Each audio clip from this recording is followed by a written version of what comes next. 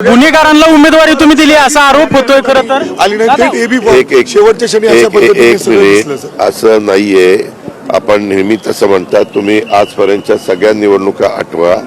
आमची RPI Republican party of India Sachin Kharat यांच्याबरोबर युती झालेली आहे आणि काही जागा आम्ही त्यांना सोडलेल्या आहेत. मी त्याच्या संदर्भात वेगळी पत्रकार परिषद घेऊन आपण मीडियानी कालपासून काय चालवलं हे मी पण पाहिलेलं आहे.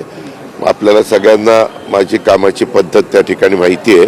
परंतु ज्यांच्या बरोबर आम्ही युती करतो त्यांना काही जागा सोडल्यानंतर त्यांनी तिथं त्या जागा कुणाला द्याव्यात काय द्याव्यात, कारण आम्ही तुम्ही पत्रकार मित्रांनी पण बघितलं शेवटच्या क्षणापर्यंत 3 वाजेपर्यंत हा AB फॉर्म घेऊन जायचा, तो AB फॉर्म घेऊन जायचा, ह्याला नाकारलं जायचं, त्याला नाकारलं की तो दुसरीकडे जायचा. एवढं सगळं गोंधळाचं वातावरण त्यावेळेस निर्माण झालेलं होतं.